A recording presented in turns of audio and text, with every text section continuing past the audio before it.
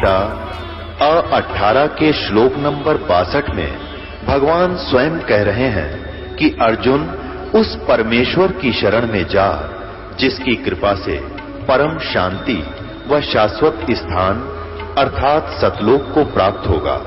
वो परमेश्वर कौन है, कहां है, कैसा है, जानने के लिए कृपया अवश्य सुनिए जगत गुरु तत्वदर्शी संत रामपाल जी महाराज के अमृत वचन। सत साहिब दर्शकों, आपने तुलसीदास जी द्वारा चलाए गए जय गुरुदेव पंथ का नाम तो सुना ही होगा। इसी जय गुरुदेव पंथ से 7-8 वर्ष तक जुड़ी हुई थी रायसेन मध्य प्रदेश की शिवानी नामदेव जी। इनकी दादी जी ने जय गुरुदेव पंथ में 72 दिन तक जल ग्रहण तक नहीं किया। इतनी कठिन साधनाएं भी की, परंतु ये सब साधनाएं करते हुए भी इनके परिवार को दुखों ने घेर लिया था। दादी जी को अनेक बीमारियां हो गईं और इनके पिताजी ट्यूबरकुलोसिस जैसी लाइलाज बीमारी से ग्रस्त हो गए। आसपास के सभी डॉक्टर्स को दिखाया, परंतु कोई समाधान नहीं मिल रहा था। इन सभी कठिनाइयों के बीच इन्हें मिलती है तत्वदर्शी संत रामपाल जी महाराज जी द्वारा लिखित पुस्तक ज्ञान गंगा, जिसे पढ़ने के बाद इन्हें वास्तविक भक्ति साधना का पता चलता है और संत जी द्वारा बताई सद्भक्ति करने से धीरे धीरे इनका जीवन सुखमय हो जाता है। अब आप स्वयं सुने शिवानी जी की आपबीती। जी नमस्कार। नमस्कार जी। जी क्या नाम है आपका? शिवानी नामदेव। शिवानी जी कहाँ से आए हैं आप? मैं उदयपुरा जिला रायसेन मध्य प्रदेश से आई हूँ। संत रामपाल जी महाराज से नाम दीक्षा लेने से पहले आप क्या भक्ति साधना करते थे? सर, बंदी छोड़ सतगुरु रामपाल जी महाराज की शरण में आने से पहले तो हम सभी देवी देवताओं की भक्ति करते थे, लेकिन उनसे हमें कोई फ़ायदा नहीं हुआ। तो उसके बाद हम परमात्मा की खोज में लगे हुए थे। तो जय गुरुदेव से जुड़े वहाँ पर 7-8 साल तक हमने भक्ति की, लेकिन वहाँ पर हमें जाने से कोई फ़ायदा नहीं हुआ। आप किस फायदे की तलाश में थे जिसकी वजह से आप देवी देवताओं की पूजा कर रहे थे, जय गुरुदेव को गुरु बनाया? क्या चाहते थे आप? सर, सबसे पहले मैं आपको मेरे पिताजी के बारे में बताना चाहूँगी। उनकी तबीयत बहुत ज़्यादा ख़राब हो गई थी, लेकिन जय गुरुदेव में जाने से हमें उन्हें कोई फ़ायदा नहीं लग रहा था, इसीलिए हम गुरु बदलने की तलाश में थे। दवाइयाँ भी कराई, डॉक्टर से भी कोई आराम नहीं लग रहा था। उनके चेस्ट में प्रॉब्लम थी, चेस्ट में पेन हो रहा था। मेरे पिताजी को जबलपुर हॉस्पिटल दिखाया गया, भोपाल हॉस्पिटल दिखाया गया, लेकिन वहाँ पर कोई फ़ायदा नहीं हुआ। फिर डॉक्टर ने आपको क्या बीमारी बताई कि चेस्ट में जो पेन हो रहा है वो क्यों हो रहा है? सर, उनके टीबी की वजह से उनके लंग्स खराब हो गए थे।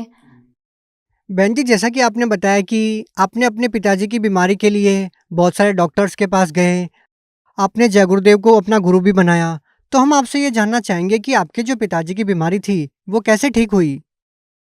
सर, संत रामपाल जी महाराज के बारे में हमने यूट्यूब पर देखा। उनका एक चैनल है सतलोक आश्रम, उस पर संत रामपाल जी महाराज का सत्संग आ रहा था और हमारे गांव के एक जो गुरुजी से जुड़े हुए हैं वो भगत जी थे। उन्होंने हमें ज्ञान गंगा लाकर दी। हमारे पिताजी ने उस ज्ञान गंगा को पढ़ा, ज्ञान को समझा और यूट्यूब चैनल पर सत्संग भी सुना, फेसबुक पर सत्संग सुना। ज्ञान समझकर बंदी छोड़ सतगुरु रामपाल जी महाराज जी से नाम दीक्षा ली। आपने संत रामपाल जी महाराज से नाम दीक्षा कब ली? सर, हमने बंदी छोड़ सतगुरु रामपाल जी महाराज से 12 अप्रैल 2014 में नाम दीक्षा ली।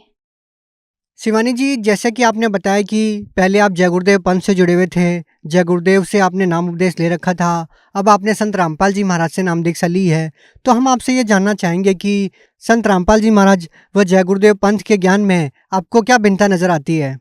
सर, जब तक संत रामपाल जी महाराज का सत्संग नहीं सुना था, हमने जय गुरुदेव की भक्ति करते थे। वो हमें 5 नाम की भक्ति देते थे, हम उनको ही सत्य मानकर भक्ति साधना करते थे। लेकिन अगर वो भक्ति साधना सही होती तो हमें इतनी सारी प्रॉब्लम्स नहीं आती, बीमारियां नहीं आती, आर्थिक स्थिति भी ठीक होती और घर में कोई नशा भी नहीं करता। बंदी छोड़ सतगुरु रामपाल जी महाराज की शरण में आने से हमारे घर जो बीमारियां आई थी, पापा की जो लंग्स की प्रॉब्लम थी वो भी ठीक हो गई और आर्थिक स्थिति भी ठीक हो गई। सर, ये सबसे बड़ा अंतर है कि बंदी छोड़ सतगुरु रामपाल जी महाराज जी सच्चे संत हैं और इनसे बड़ा कोई संत नहीं है। शिवानी जी, क्या संत रामपाल जी महाराज से नाम दीक्षा लेने के बाद आपको कोई लाभ भी मिला? सर, बंदी छोड़ सतगुरु रामपाल जी महाराज की शरण में आने से जो हमारे पापा को लंग्स की प्रॉब्लम थी, उनकी जो बीमारी थी, उसमें लाभ हुआ। पहले वो बहुत बीमार रहते थे। जब भी मैं मेरे पापा को देखती थी तो मुझे उनको देखकर रोना आता था। ऐसा लगता था पता नहीं पापा कब ठीक होंगे। उसके कारण घर के जितने भी पैसे थे उनकी दवाइयों में ही खर्च होए जा रहे थे। घर में कोई बरकत नहीं हो रही थी। जैसे ही बंदी छोड़ सतगुरु रामपाल जी महाराज जी से नाम लिया, नाम लेते ही मेरे पापा की बीमारी ऐसे गायब हो गई जैसे उन्हें कोई बीमारी ही नहीं थी। और जो पैसा उनकी बीमारियों में लग रहा था वो घर पे पैसा भी बचने लगा और काम में भी बरकत होने लगी है। तो इस प्रकार हमारी आर्थिक समस्या भी खत्म हो गई और हमें किसी चीज़ की कमी भी नहीं है। इस प्रकार हम संत रामपाल जी महाराज से जुड़ने के बाद बहुत सुखी हैं। सर, एक लाभ और बताना चाहूँगी मैं आपको। मेरा छोटा भाई था, कोरोना टाइम में उसकी तबीयत बहुत ज़्यादा ख़राब हो गई थी। सांस लेने में उसे प्रॉब्लम होने लगी अचानक 10-11 बजे रात में।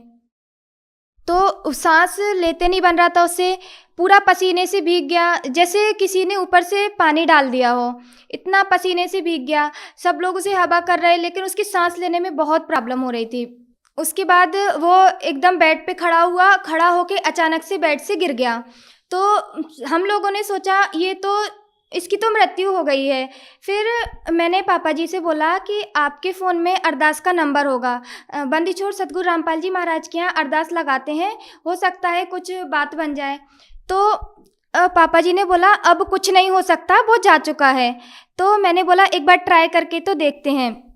तो जो अरदास के नंबर आते हैं बंदी छोड़ सतगुरु रामपाल जी महाराज के यहाँ जो अरदास लगाई जाती है, उन नंबर्स पे हमने फ़ोन किया।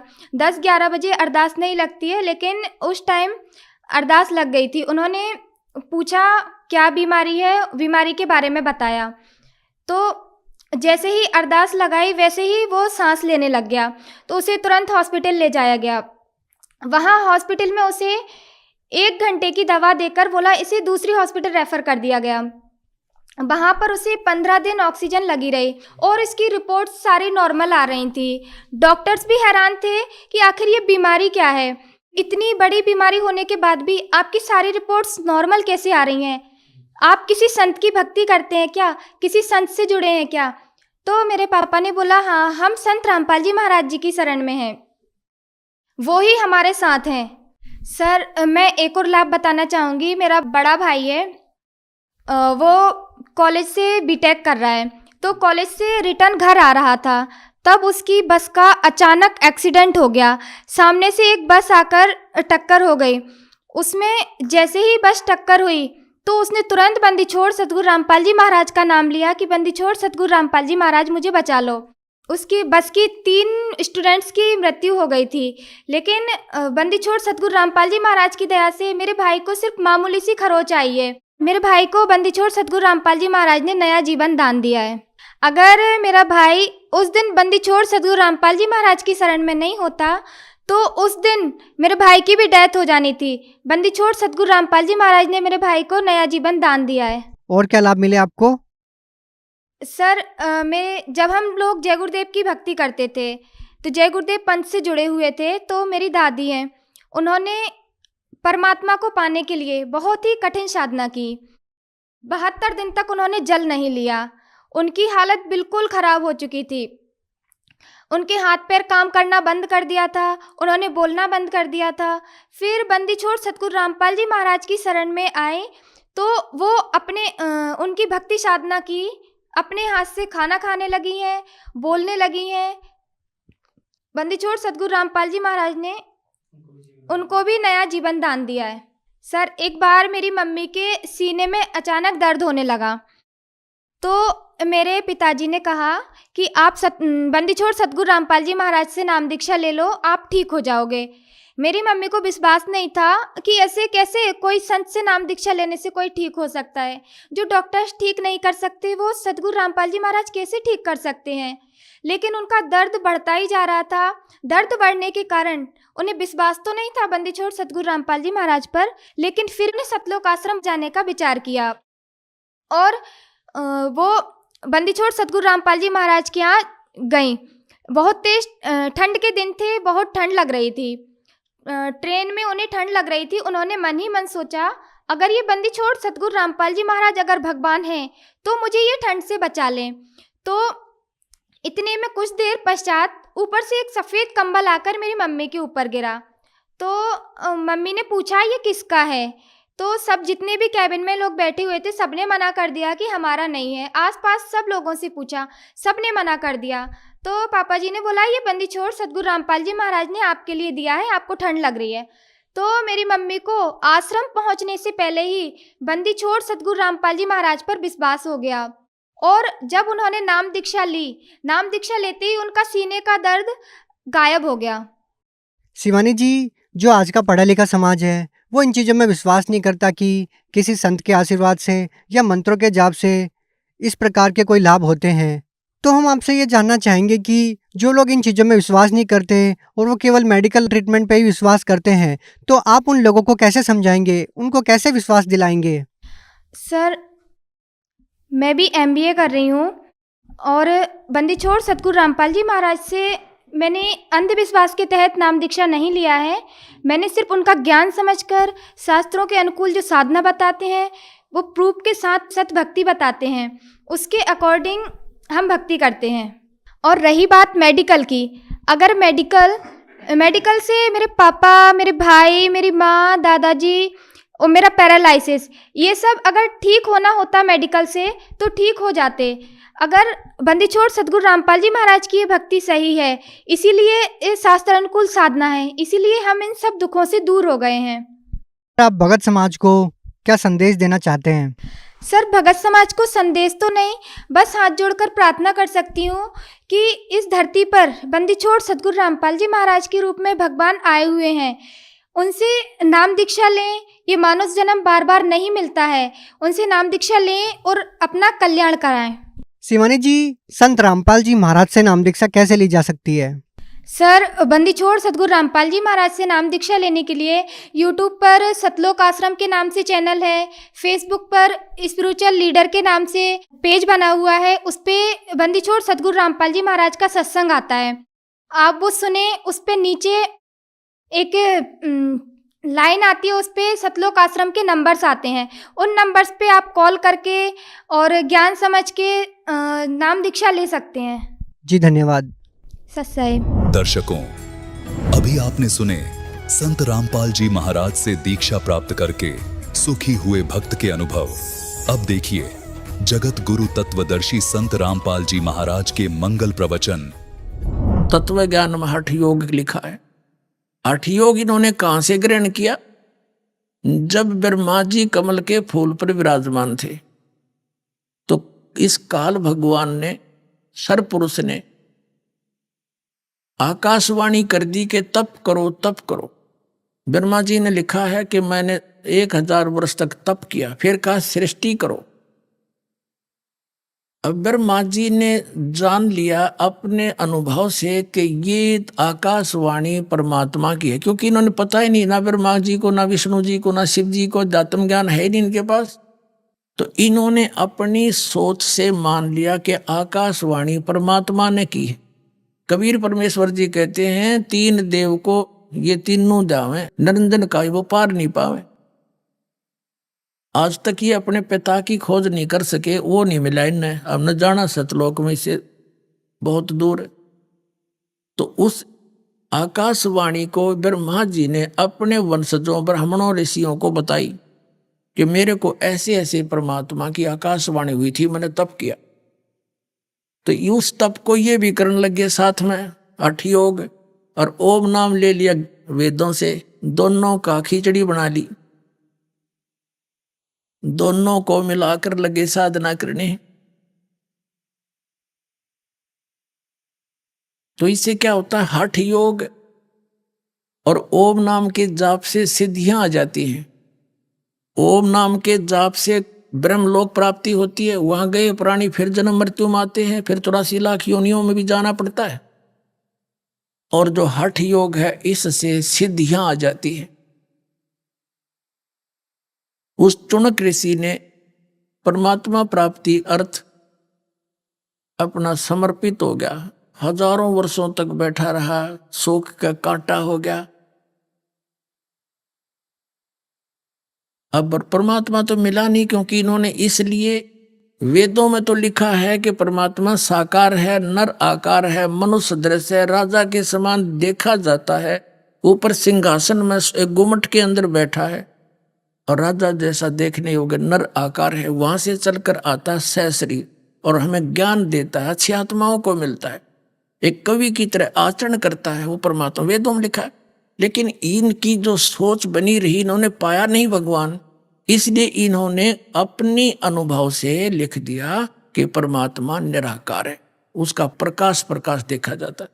अरे भगवान बिना प्रकाश किसका देखोगे? तो सूर्य का प्रकाश देखा जाता है, सूर्य ने निराकार। बताओ कितना बुद्धिमान, और आंखें हैं उसके, अंधा दे सकता है ऐसी स्टेटमेंट, ऐसा ज्ञान कि सूर्य तो है नहीं, सूर्य का प्रकाश देखा जाता है।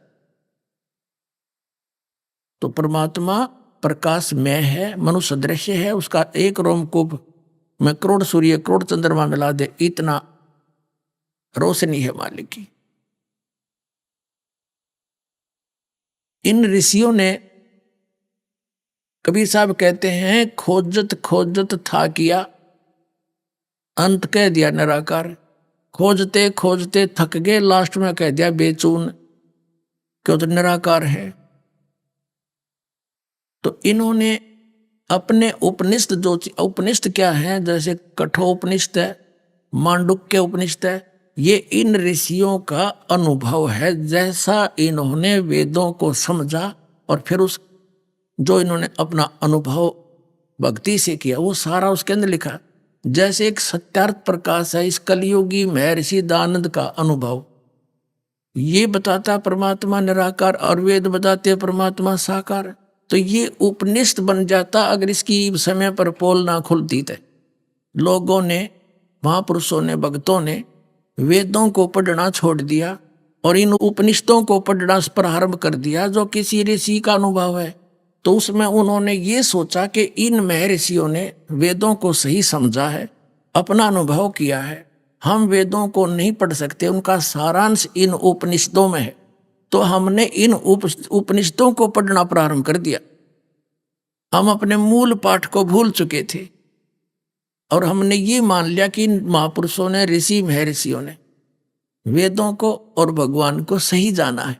इन कख भी ना जाना है तो अध्यात्म ज्ञानहीन थे, नेत्रहीन थे। इनके विषय में बताया परमात्मा ने, मोती मुक्ता दर्शत नाही, ये जगह सब अंधरे, दिखत के नैन चश्मे इनके फेरा मोतिया बंदरे।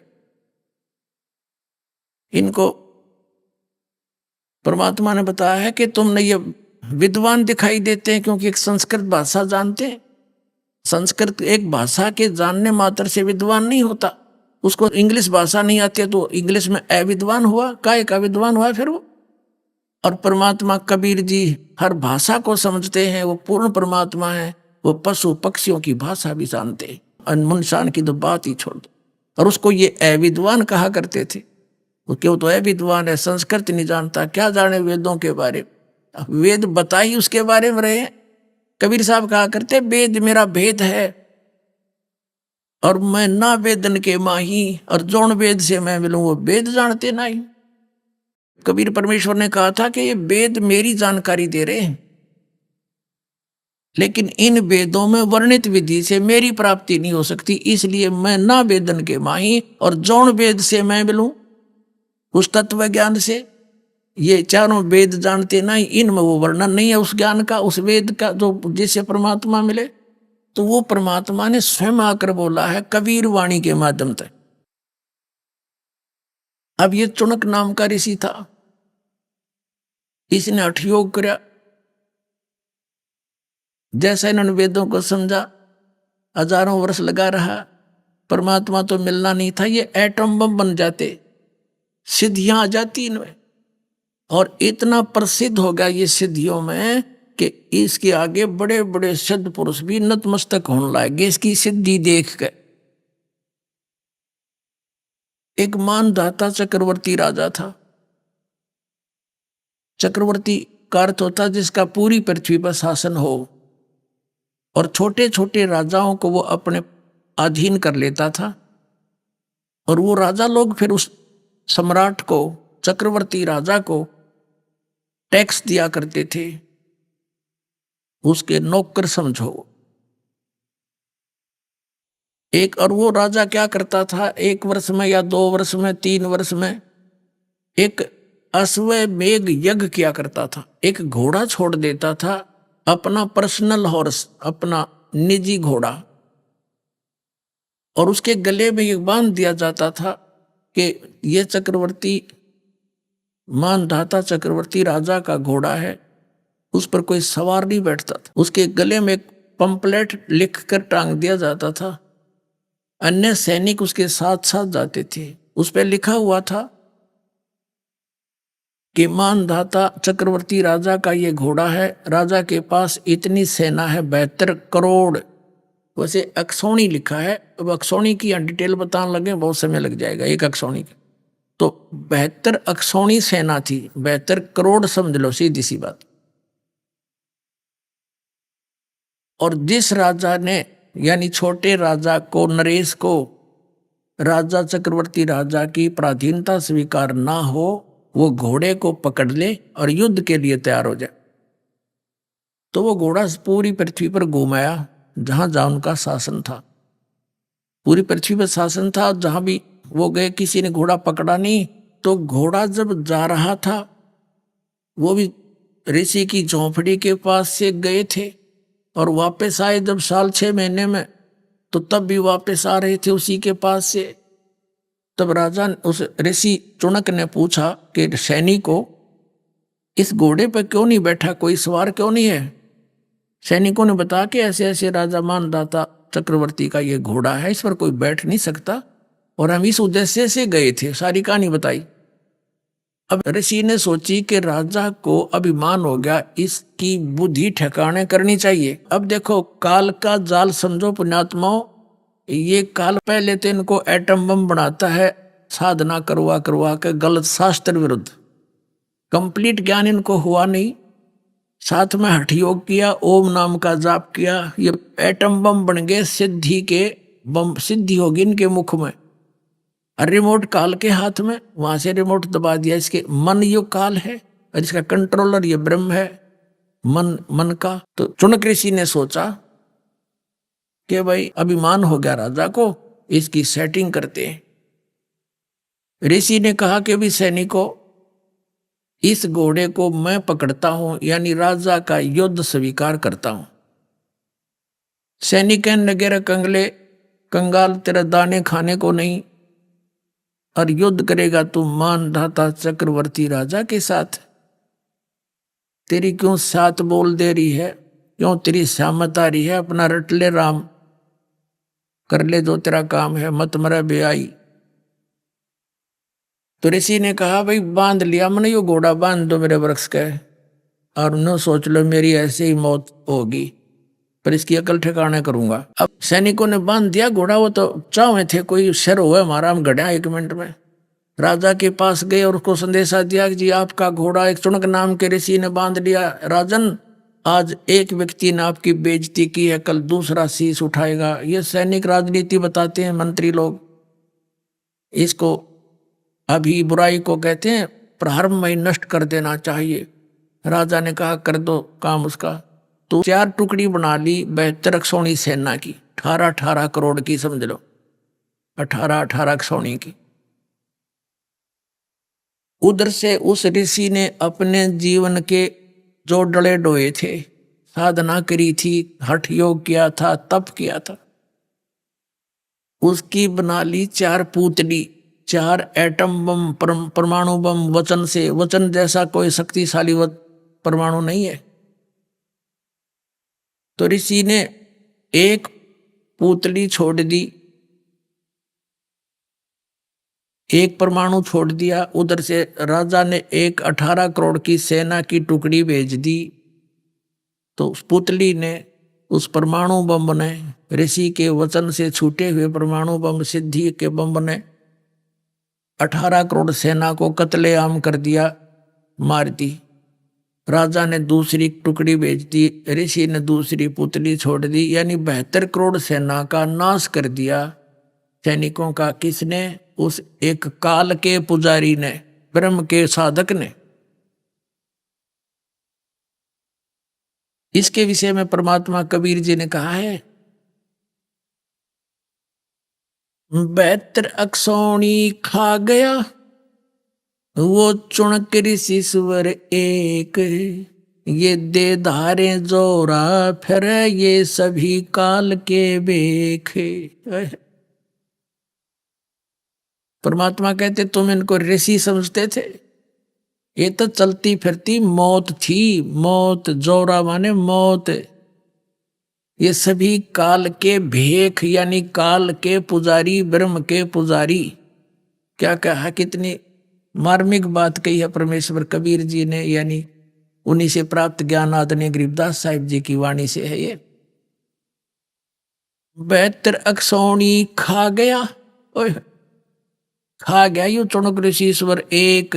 ऋषिश्वर यानी ऋषि ईश, और ऋषिश्वर यानी ऋषियों में सर्वश्रेष्ठ ऋषि के ये लक्षण है इस काल के पुजारी के।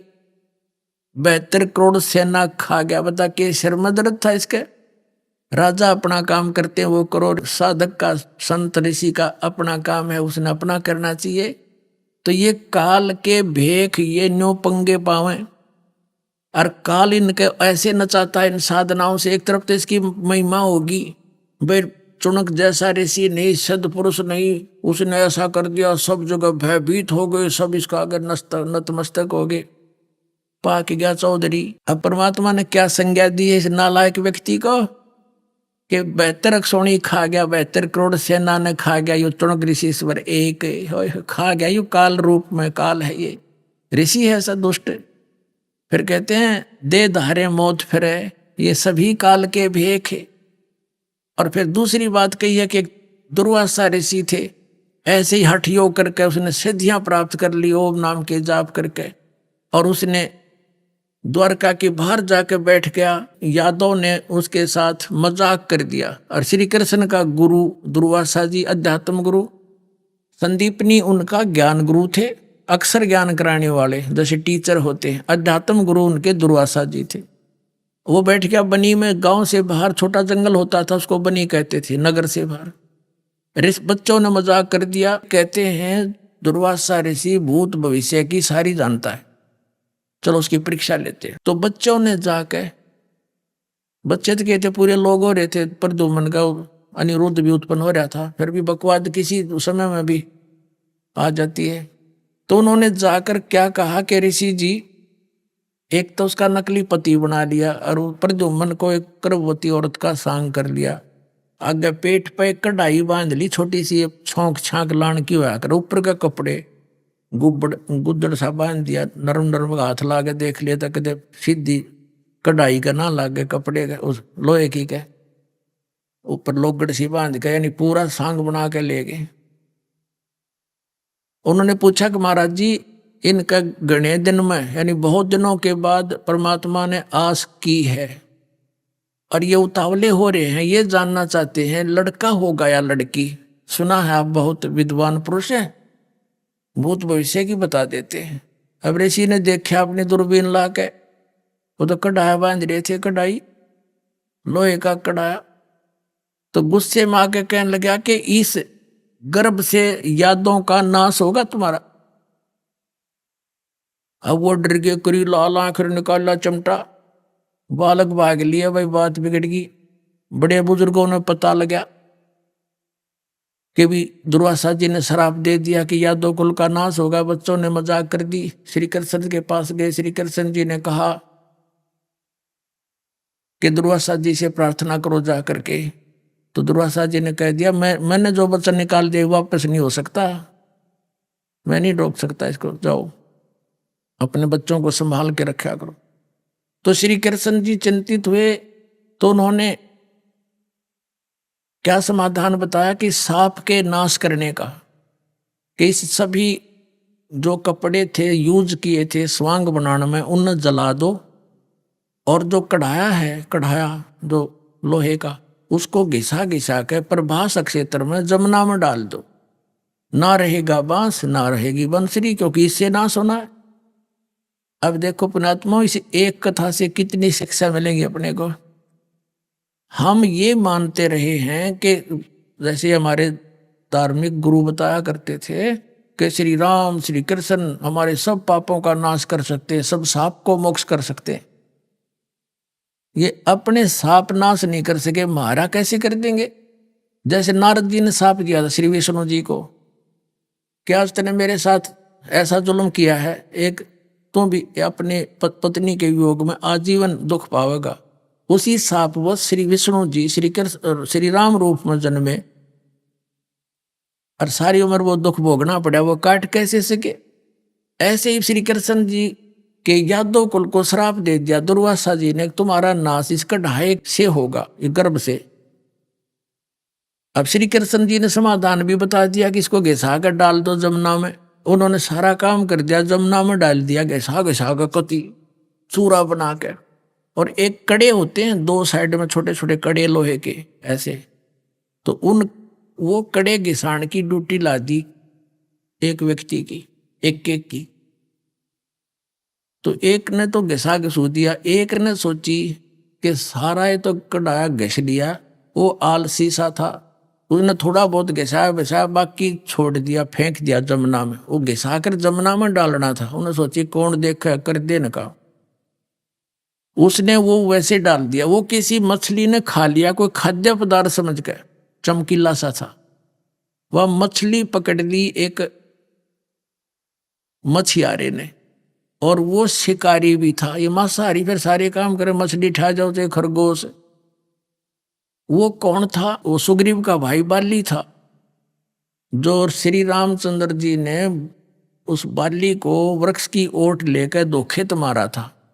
तब उसने कहा था, भगवान आप तो परिचित हो विधान से, आपने सामने आना था, जो सूरवीर था तो आप अलग ऐसे धोखे से क्यों मारा, तेने बदला देना पड़ेगा मेरा। तो उसने कहा था, भाई ठीक है, तेरा बदला द्वापर युग में दूंगा। अब वही बाली वाली आत्मा एक शिकारी बना, पारधी बना, और उसने वह मछली पकड़ ली। वो मछली काटी तो उसमें चमकीली वस्तु पाई। लोहार सुनार दोनों को देखा। सुनार तो कहने लगा, भाई ये तो कोई इस्पात अच्छा है, इस्पात है, ले जा लोहार के पास। लोहार के पास ले गया, नो बोला भी, लोहार बोला भी बहुत अच्छा इस्पात है, तो इसका क्या बनवाना चाहता है। शिकारी ने कहा कि तू मेरे इस तीर का एरो बना दे, मेरे बाण का आगे का हिस्सा बना दे। उसने विषाक्त करके जहर में बुझा के और वो तीर का अगला हिस्सा बना दिया। अब उधर से दुर्वासा जी ने श्राप दे दिया कि कल यादव कुल का नाश होगा, और उधर से श्री कृष्ण जी ने समाधान बता दिया, इसने घिसा घिसूगा खत्म कर दो, कपड़ों को जला दो, ना रहेगा बांस ना बजेगी बांसुरी, यानी श्राप मुक्त। अब सब निश्चिंत हो गए, भाई बड़ी बढ़िया विधि बताई। अब दुर्वासा तो श्राप देकर चला गया। अब कुछ दिनों के बाद यो बीज उगना ही था श्राप का, अब वो फलीभूत होना था। नगरी में आपस में झगड़े, जवान हत्याएं, अपने आप मृत्यु होने लगी। तो ऐसे उपद्रव जब होते थे तो उस नगर के लोग संत ऋषि गुरुओं के पास जाते थे। श्री कृष्ण जी यादव कुल का गुरु थे और पांडवों के भी गुरु थे। अब श्री कृष्ण के पास फिर गया, सारे मौजिज व्यक्ति इकट्ठे हो गए कि हे भगवान, नगरी में पता नहीं कौन सा पाप उदय हो गया, कोई किसी की बात सुनने को तैयार नहीं, शर्म लाज रही नहीं, जरा सी बात होती है लट्ठम लट्ठा हो मार डालते, हत्याएं होने लगी, ये क्या कारण है। तब श्री कृष्ण जी ने बताया कि दुर्वासा का श्राप भाई फलीभूत होने जा रहा है। अब सब भयभूत हो गए कि भगवान फिर अब क्या होगा, इसका कोई समाधान बताओ। गुरुओं से ही पूछते तो श्री कृष्ण जी ने कहा कि जमुना नदी में प्रभास क्षेत्र में जाओ और वहां स्नान करो, सारे नर यादव यानी बच्चे से लेकर बूढ़े तक जाकर स्नान कर लो, तुम्हारा साप कट जाएगा, श्राप मुक्त हो जाओगे तुम। अब इस डर के मारे सभी यादव 56 करोड़ थे उसमें 56 करोड़ की जनसंख्या थी यादवों की द्वारका के अंदर। तो उन्होंने सब अपने नवजात लड़कों को भी साथ ले गए, कहीं इन पर श्राप ना रह जा।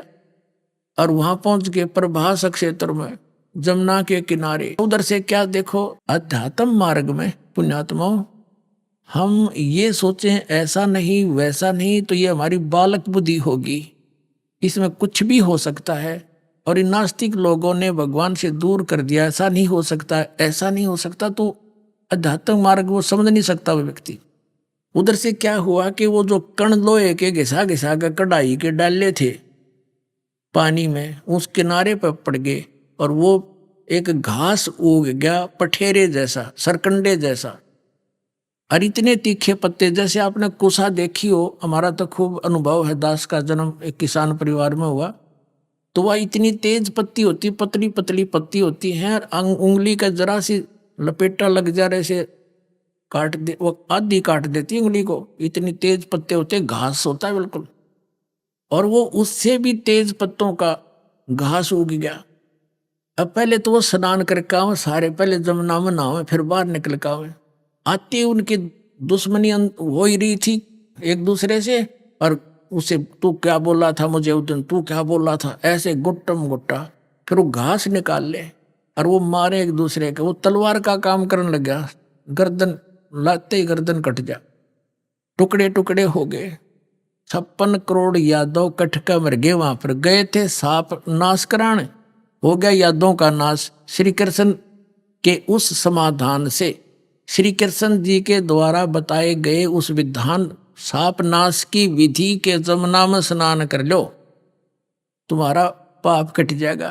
पाप तो कटा नहीं, यादव जरूर कट गए। पुण्यात्माओं, ये ज्ञान समझना पड़ेगा। हमने जिनको हम भगवान मान रहे थे वो अपने कुल को नहीं बचा सके, आपकी रक्षा कैसे कर देंगे? वो सांपनाश नहीं कर सकते क्योंकि सुप्रीम पावर नहीं थे, वो कंप्लीट गॉड नहीं थे। और कंप्लीट गॉड यानी पूर्ण परमात्मा कबीर देव है, कबीर साहब है।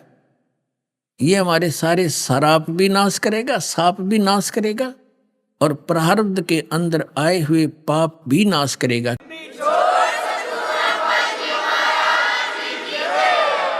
क्योंकि आज कोई दुखी है अपने प्रारब्ध यानी उसकी किस्मत में लिखे हुए पापों के कारण दुख है उसको, और सुखी है उसके सुख है, पुण्य है उसके उनके कारण सुख है।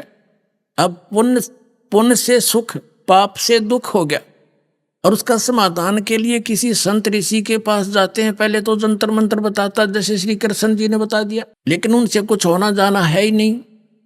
तो फिर वो लास्ट में कह देते हैं ये तुम्हारे प्रारब्ध के कर्म थे तो भोगने ही पड़ेंगे। और फिर वो ये भी कहते हैं कि भक्ति कर लो, साधना करते रहो, जो हम बताते हैं भविष्य में ये दुख नहीं होंगे। अब जैसे किसी के पैर में कांटा लगा हो और उसका कारण कोई बता दे कि पीड़ा है तुझे, तो आपके कोई कांटा लगा है अंदर, गुप्त है वो कांटा, तो निकलेगा नहीं। जूते पहन ले, आगे कांटा नहीं लगेगा।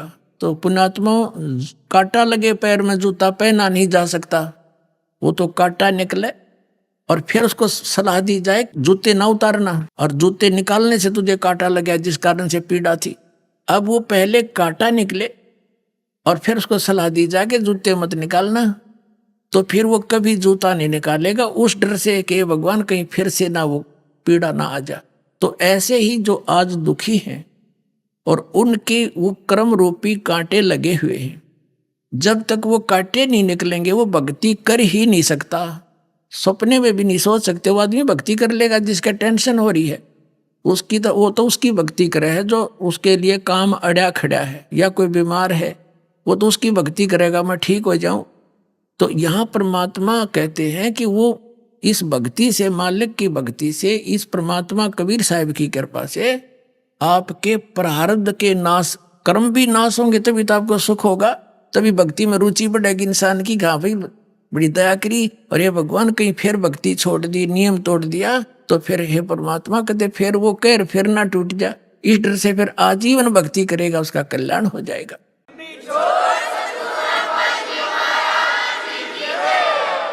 अब वो सारे के सारे यादव मर गए, कटके आपस में लड़ लड़ के कत्लेआम हो गया। 56 करोड़ यादव वहां रुद्र की कीच माचगी यानी गारा बन गई, उनके इतना खून बह गया। अब कृष्ण जी निकले, फिर वहां से चले अपने घर से। विष्णु पुराण में लिखा है कि जो शेष बचे हुए थे यादव, जो मरे नहीं, क्योंकि लास्ट में कुछ तो बचेंगे जो उन और मार दिए, तो कुछ बचे हुए थे, अभी मरे नहीं थे, कंप्लीट नाश नहीं हुआ था। कहते हैं श्री कृष्ण ने वो पठेरा पाट दिया, वो सरकंडे उनके मूसल बन गए, मूसल वो उठाकर शेष बचे हुए यादों को उसने खुद मारा अपने हाथ से, और फिर वो जा लेटा एक वृक्ष के नीचे। अपने आत्मा विचार करो, वो वृक्ष के नीचे जा लेटा, उसके पैर, उनके पैर में एक पद्म था, चमकीली वस्तु थी, नेचुरल, कुदरती, क्योंकि ऊपर देवताओं के सभी के शरीर में जैसे तिल होते हैं ना, ऐसे होते हैं, उसके पैर में था। और वही शिकारी जिसने उस कढ़ाई के बचे हुए कड़े का तीर बनवाया था, एरो बनवाया था विषाक्त, वो सारा दिन का भटक रहा था। शाम आफ्टरनून हो गया था, बाद दोपहर, कोई शिकार मिला नहीं। उसने वृक्ष की झुरमट ऐसी नीचे को टहनियां लटकी हुई थी, उसमें श्री कृष्ण विश्राम कर रहे थे, पैर पे पैर रख कर लेट कैसे, तलवार सामने दिखाई देता। तो शिकारी ने सोचा कोई मर्ग बैठा है, उसकी आंख चमक रही है, अगर इधर से जाऊंगा यू भागना जा, सारा दिन हो गए शिकार मिला नहीं। उन पत्तों के अंदर से तीर ठोक दिया विषाक्त, तो श्री कृष्ण के पैर में जा लग गया, जहर से बुझावा। श्री कृष्ण जी कर रहे चिल्लाए, मर गया मर गया। तो उस व्यक्ति ने, शिकारी ने सोचा भाई कोई व्यक्ति का लाग गया तो बात बिगड़ गई। सामने आकर देखा तो मुकुटधारी राजा श्री कृष्ण लेटे हुए हैं, तड़फ रहे हैं। तब उसने कहा भगवान मेरे से धोखा हो गया, मैंने जानबूझ कर नहीं मारा राजन। श्री कृष्ण जी ने कहा कि तेरा मेरा ये पिछला कोई लेन देन था, पिछला अकाउंट था, वो क्लियर कर दिया मैंने, कोई बात नहीं, तेरा कोई दोष नहीं। तब उस शिकारी ने पूछा जी कौन सा दोस्त, कौन सा लेन देन था, अकाउंट था? कि जब मैं रामचंद्र था और तू बाली था सुग्रीव का भाई, तो मैंने तुझे ऐसे धोखे से मारा था, आज तूने मुझे मारकर अपना बदला ले लिया भाई। अपने आत्माओं हम इन कथाओं ने रोज सुना करते, कदे बुद्धि में नहीं आई। फिर ये भगवान की से जब आप पे उथल पुथल हो रहे, ये खुद भी औरों को अपने पाप को ही भोग रहे हैं, तो दूसरों को क्या राहत देंगे? इस प्रकार उस पूरे यादव कुल का नाश हो गया। किस कारण से? एक दुर्वासा जी के श्राप से। और दुर्वासा जी कौन थे? ये काल के पुजारी, जिसके विषय में परमात्मा ने कहा दुर्वासा को पेता और समझने आई नीचे, 56 करोड़ यादव कटे ये मची रुद्र की कीचे। कितनी प्यारी परमात्मा ने परिभाषा बताई नकलियों की, कि तुम इन्हें मैं ऋषि कहो। कहते दुर्वासा कोपे, यानी दुर्वासा एक छोटे से मजाक ने, बालका ने मजाक कर भी दिया, इतना बेहुदा श्राप दिया करें, कितना नाश हो गया। 56 करोड़ यादव मर गए कट के, और रुद्र की कीच होगी, यानी 11 मार्च की 56 करोड़ आदमी।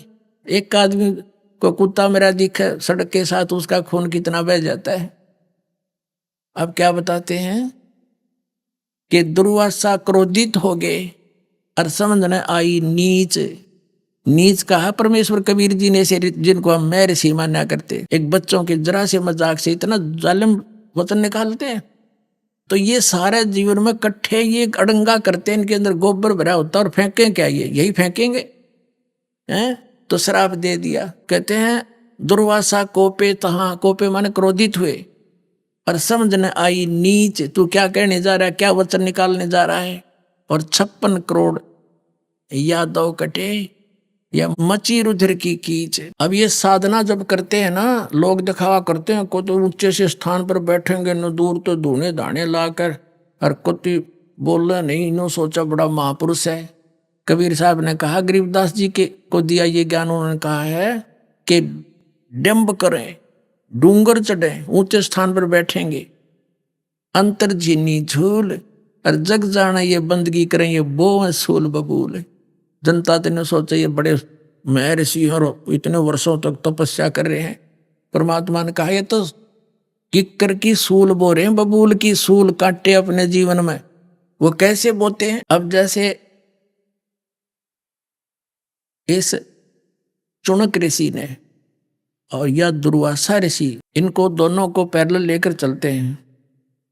अब जैसे इन्होंने जो ओम नाम का जाप किया, इन काल के पुजारियों ने, ब्रह्म के साधकों ने, और जो हठ योग करे वो सिद्धियों से, तो हठ योग से तो सिद्धि आ गई, तो उन सिद्धि से इसने चुणक ऋषि ने 72 करोड़ सेना का नाश कर दिया।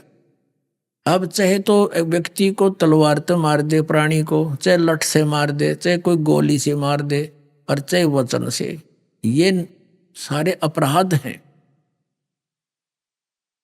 और ऐसे ही दुर्वासा ने वचन से 56 करोड़ यादव मार दिए, ऐसे ही इसने वचन से अपनी सिद्धि बना करके ये 72 करोड़ सेना मार दी। ओम नाम का जाप ये पैरेलल जाप करते हैं, तो ये क्या बनेगा इनके साथ? पहले ये स्वर्ग में जाएंगे, इस ब्रह्मलोक में, वहां अपने ठाठ करेंगे, देवता बन जाएंगे, वहां अच्छी अच्छी पोस्ट प्राप्त कर लेंगे सारे, क्योंकि वहां सारी बकवाद है स्वर्ग में, नाचना गाना अप्सराएं, सारी शराब मदिरा, कुछ बकवाद करो। फिर ये अपने सारी ओम नाम की भक्ति कमाई को वहां नाश करके फिर पृथ्वी पाएंगे। फिर भी कुछ शेष बचा होगा तो राजा बना देगा। राजा के कर्म में फिर ये नरे कर्म फोड़े कि शिकार खेल रहे, फिर आपस में लड़के मरे। अभिमान राजा में होता है, ना जाने किसी जीव को, जनता जनों को मरवा देते थे 20-20, 30-30 खड़े इकट्ठे करके, तो सारे कर्म बिगाड़ेगा। फिर क्या बनेगा? जब इसकी बैटरी कति डिस्चार्ज हो लेगी, फिर ये कुत्ता बनेंगे ये, इनका खाज लगेगी, सिर में कीड़े पड़ेंगे, और जो जीव इन वचन से मारे थे वो अपना बदला लेंगे, इनके सिर ने खाया करेंगे, इनके मगज में कीड़े पड़ेंगे।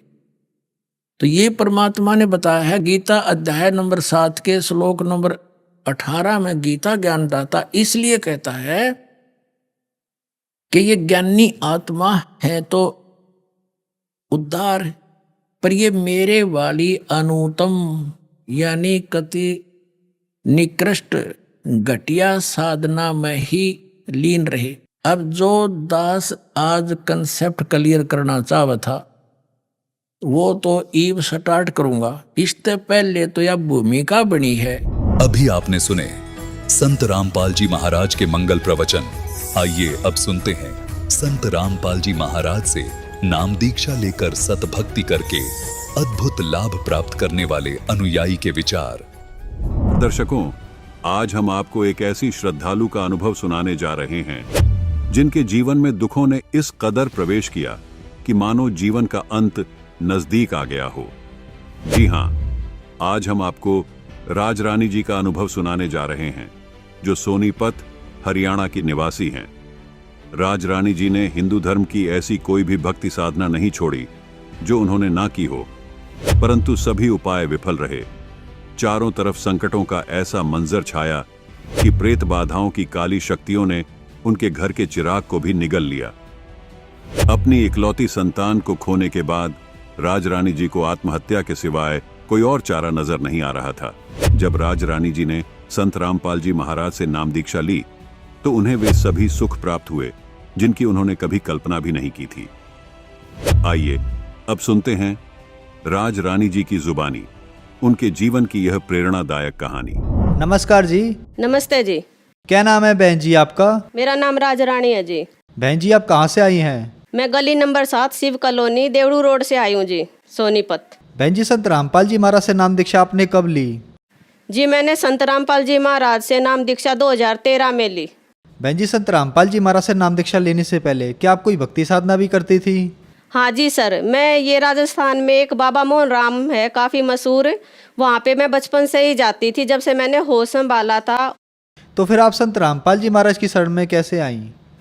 जी मैं संत रामपाल जी महाराज की शरण में ऐसे आई कि मेरे जो घरवाला था उसको काफ़ी धार्मिक चीज़ें देखने का शौक़ था, वो टीवी पे सत्संग वगैरह ही सुनता था। तो एक दिन ड्यूटी से आए वो और ऐसे ही टीवी के चैनल बदल रहे थे और संत रामपाल जी महाराज का सत्संग लग गया। वो सत्संग सुनने लगे तो मेरे बच्चे और मैं जैसे बोल रहे थे तो वो बोलने लगे तुम लोग बाहर जाओ, जो ज्ञान मुझे चाहिए है आज मुझे वो ज्ञान मिला है। मैंने कहा ऐसा क्या ज्ञान मिल गया कि आप हमें और बच्चों को भी बाहर निकाल रहे हो। तो जी उन्होंने मेरे से और मेरे बच्चों को गुस्सा किया और हमको बाहर निकाल कर कुंडी लगा कर वो सत्संग सुनने लगे। 1-2 दिन वो ऐसे ही सत्संग सुनने लगे। मैं भी 1-2 बारी जैसे उनको चाय वगैरह देने जाती तो मेरे कानों में भी कुछ वर्ड पड़े, तो मैं भी ये चीज़ नोट करने लगी कि जो ये संत बता रहे हैं बता तो ठीक भी रहे हैं, लेकिन पहली बार ऐसा संत देखा है जो सत कबीर को भगवान बता रहा है, वो तो एक कवि हुए हैं। और जब मैंने इस चीज़ को नोट करना शुरू करा, थोड़ा थोड़ा सत्संग देखना शुरू करा, जब मुझे ये समझ में आई कि वाकई में ही संत रामपाल जी महाराज जी वो संत हैं जिन्होंने हमें ये बताया है कि सही भगवान सच्चा परमात्मा संत कबीर ही है। और वही ज्ञान देख के हमने SMS के जरिए ज्ञान गंगा पुस्तक मंगाई और मैंने और मेरे घर वाले ने वो पुस्तक पढ़ी और उस पुस्तक से और टीवी का सत्संग सुन के ही हम संत रामपाल जी महाराज की शरण में आए हैं। बहन जी, हमने सुना है कि जो भी श्रद्धालु संत रामपाल जी महाराज से नाम दीक्षा लेते हैं उनको बहुत सारे लाभ प्राप्त होते हैं, चाहे वो आध्यात्मिक हो, भौतिक हो, शारीरिक हो या मानसिक हो। तो क्या संत रामपाल जी महाराज से नाम दीक्षा लेने के बाद आपको भी कोई लाभ प्राप्त हुए? यस सर जी, मुझे भी बहुत सारे लाभ हुए हैं, क्योंकि मैं पहले जो भी भक्ति करती थी उससे मुझे कोई लाभ नहीं होता था। मेरा एक बेटा था 3.5 साल का, वो भूत प्रेत के चक्कर में ही खत्म हुआ था, क्योंकि जब उसकी तबीयत खराब हुई तो हम उसे अस्पताल लेके गए। अस्पताल जब हम लेके गए तो डॉक्टरों की समझ से बाहर हो रहा था कि इसको ये क्या दिक्कत हो रही है।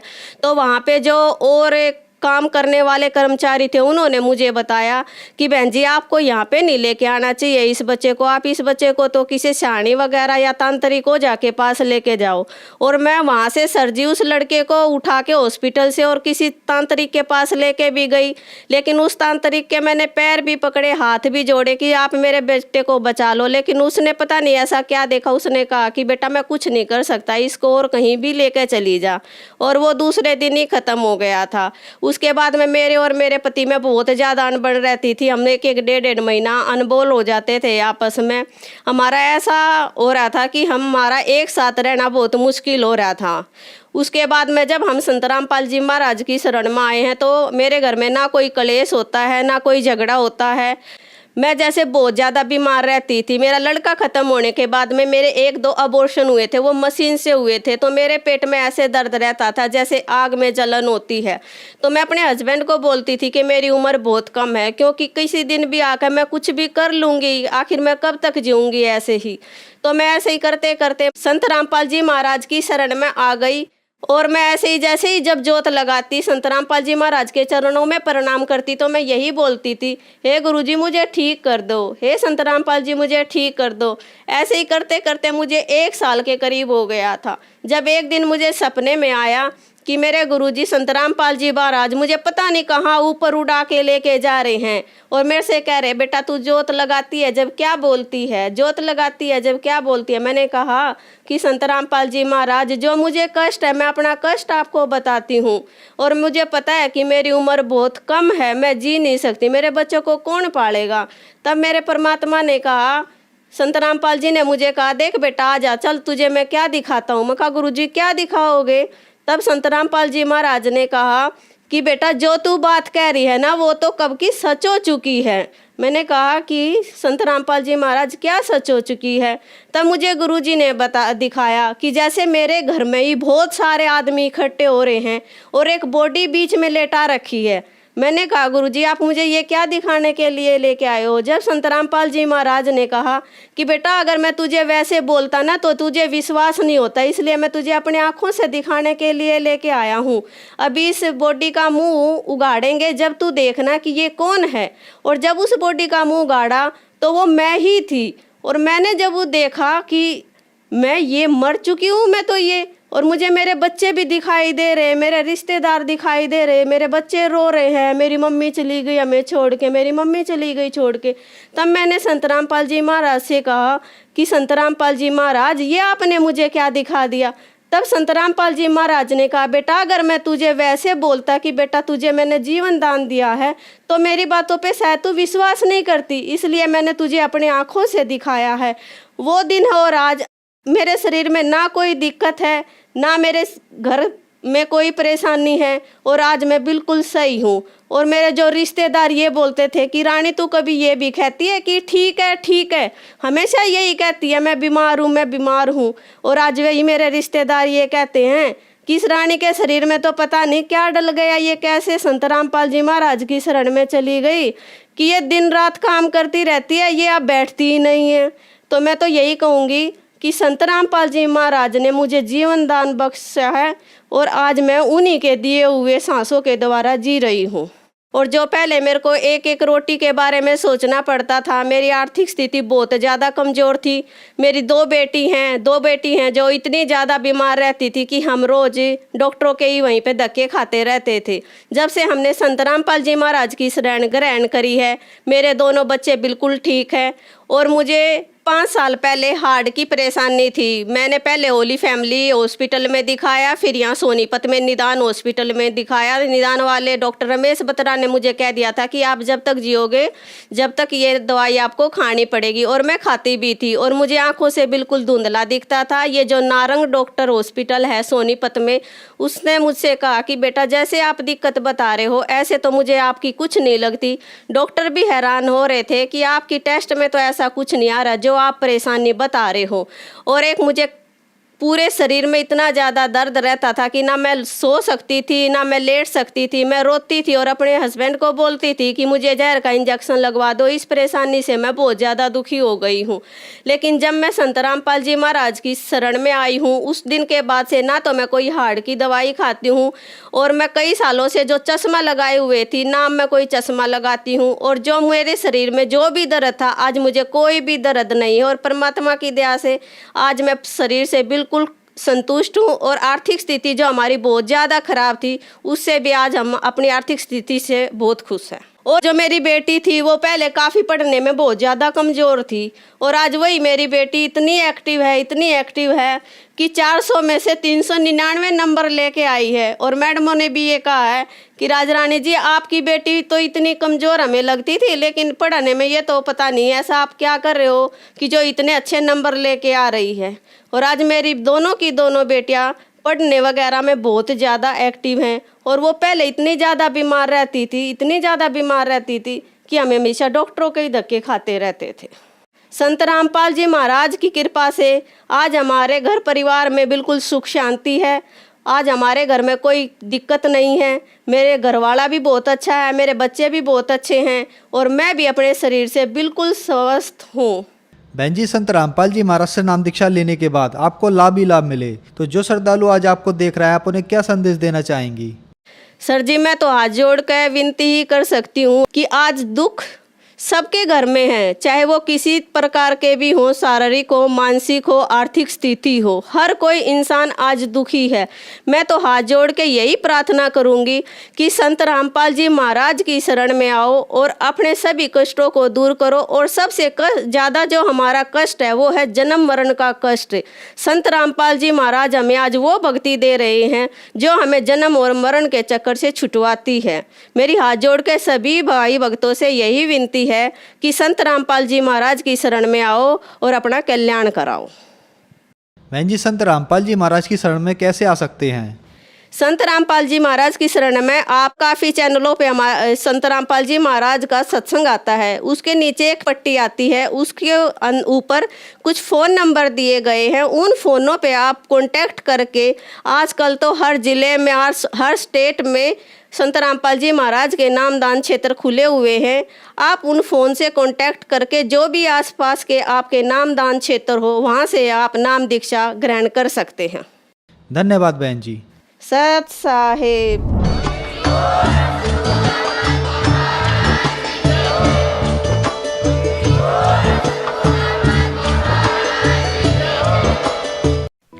आप सुन रहे थे जगत गुरु तत्वदर्शी संत रामपाल जी महाराज के मंगल प्रवचन। अधिक जानकारी के लिए संपर्क करें।